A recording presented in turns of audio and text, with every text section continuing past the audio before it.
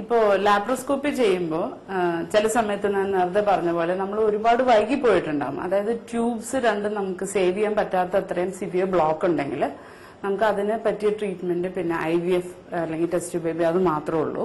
അപ്പൊ IVF എന്ന് പറഞ്ഞു കഴിഞ്ഞാൽ ഞാൻ നേരത്തെ പറഞ്ഞിരുന്നു അതിനെ കുറിച്ച്. പണ്ടത്തെ കോൺസെപ്റ്റ് പോലെ അത്രയും കോംപ്ലിക്കേറ്റഡ് ആയിട്ടുള്ള പ്രൊസീജിയർ ഒന്നും അല്ല IVF.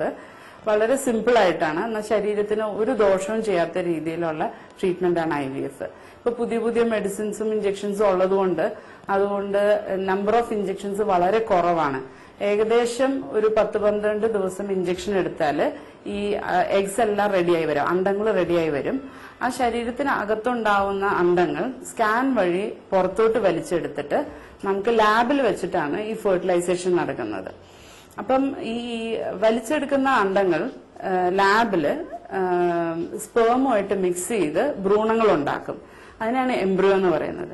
ഈ എംബ്രിയോ ശരീരത്തിന്റെ അതേ ടെമ്പറേച്ചറിലും കണ്ടീഷൻസിലും ഇൻക്യുബേറ്റർ എന്ന് പറയുന്ന മെഷീൻസിലാണ് വളർത്തിക്കൊണ്ടുവരുന്നത്. അത് എംബ്രിയോളജിസ്റ്റ് ചെയ്യുന്ന വർക്കാണ്.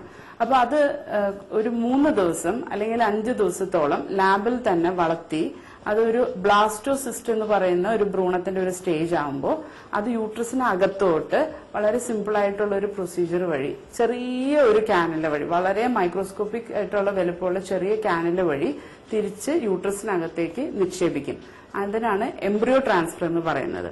അപ്പൊ ഈ എംബ്രിയോ ട്രാൻസ്ഫർ കഴിഞ്ഞു കഴിഞ്ഞാൽ പിന്നെയുള്ള ഭ്രൂണത്തിന്റെ വളർച്ച നാച്ചുറൽ ആണ്. അതായത് ശരീരത്തിനകത്ത് സാധാരണ ഏതോ ഒരു പ്രഗ്നൻസിയിൽ വളരുന്ന പോലെ അത് യൂട്രസിനകത്ത് പിടിച്ച് വളരുക ചെയ്യുന്നത്. നമ്മളിപ്പോ ഒത്തിരി ഇഞ്ചക്ഷൻസും പ്രൊസീജിയറും ചെയ്ത് ഉണ്ടാക്കുന്ന എംബ്രിയോ ആയതുകൊണ്ട് ആദ്യത്തെ 3 മാസത്തേക്ക് നമുക്കത് വളരാനായിട്ട് സപ്പോർട്ടീവ് ആയിട്ടുള്ള മെഡിസിൻസ് കൊടുക്കണം. ആ കാലഘട്ടത്തിൽ കുറച്ച് റെസ്റ്റും ആവശ്യമാണ്. അതിനുശേഷം ഏതൊരു പ്രഗ്നൻസിയും പോലെ സാധാരണ അയൺ ഗുളികളും കാൽഷ്യം ഗുളികളും, ഡെലിവറി ആണെങ്കിൽ സാധാരണ ഡെലിവറി സിസേറിയനോ നോർമൽ ആയിട്ടുള്ള എല്ലാ പ്രക്രിയയും അതേപോലെ തന്നെ നടക്കുന്നു. അതിലൊരു വ്യത്യാസമില്ല.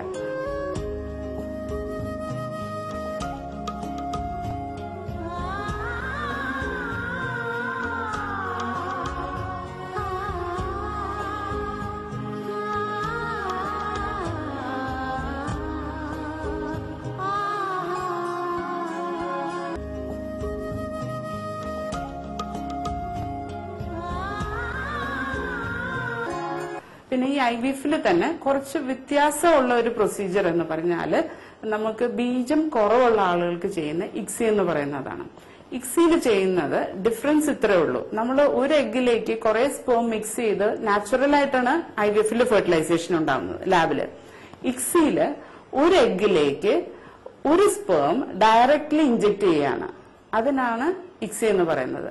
അത് കൂടുതലും ബീജങ്ങൾ തീരെ എണ്ണം കുറവുള്ളവര് അല്ലെങ്കിൽ നോർമൽ ആയിട്ടുള്ള ബീജ എണ്ണം കുറവുള്ളവർ, പലർക്കും അബ്നോർമൽ സ്പേംസ് ഉണ്ടാവും, ടെററ്റോസ്പേമിയ, അല്ലെങ്കിൽ കുറവ് അളവുണ്ടാവും സ്പേംസ്, ഒളിഗോസ്പേമിയ, അല്ലെങ്കിൽ അബ്നോർമൽ സ്പേംസ് ഉണ്ടാവും, അതിന് അസ്തനോസ്പേമിയ എന്ന് പറയും. അപ്പൊ അങ്ങനെയുള്ള കണ്ടീഷൻസിൽ എംബ്രിയോളജിസ്റ്റ് സ്പേം തിരിഞ്ഞ് അതിൽ നോർമൽ ഫംഗ്ഷനിങ് ഉള്ള നോർമൽ ലുക്കിംഗ് സ്പേം സെലക്ട് ചെയ്തിട്ട് ഒരു എഗ്ഗിലേക്ക് ഇഞ്ചക്ട് ചെയ്യണം. അതാണ് ICSI എന്ന് പറയുന്ന പ്രൊസീജിയർ.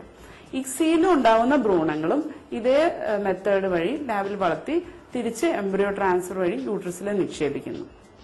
അപ്പൊ പലപ്പോഴും നമുക്ക് കൂടുതൽ എംബ്രിയോസ് ഉണ്ടാവും, ചിലപ്പോൾ 5-6 എംബ്രിയോസ് ഒക്കെ ഉണ്ടാവും. അപ്പൊ അങ്ങനെ എംബ്രിയോസ് കൂടുതലുള്ളപ്പോൾ നമ്മൾ ഐദർ 3 or 4 എംബ്രിയോസ് തിരിച്ച് യൂട്രസിനകത്തോട്ട് വെച്ചിട്ട് ബാക്കി എംബ്രിയോസ് ഫ്രീസ് ചെയ്ത് വെക്കും.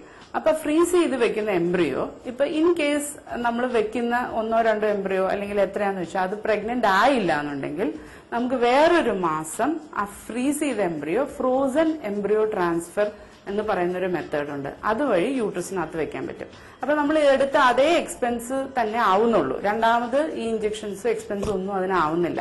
അപ്പൊ ചില പേഷ്യൻസിന് കൂടുതൽ എംബ്രിയോ ഉള്ളവർക്ക് 6 മാസം വരെയൊക്കെ റിപ്പീറ്റഡ് ആയിട്ട് ചെയ്യാൻ സാധിക്കും. നമുക്കിപ്പോ ഫ്രഷ് എംബ്രിയോ വെച്ച് പ്രഗ്നൻസി കിട്ടുന്ന അതേപോലെ തന്നെ ഫ്രോസൺ എംബ്രിയോ വെച്ചിട്ടും പ്രഗ്നൻസി കിട്ടും. അതിലും ഒരു വ്യത്യാസമില്ല. നമുക്ക് ധാരാളം പേഷ്യൻസ് ഫ്രോസൺ എംബ്രിയോ വഴി കിട്ടുന്നുണ്ട്.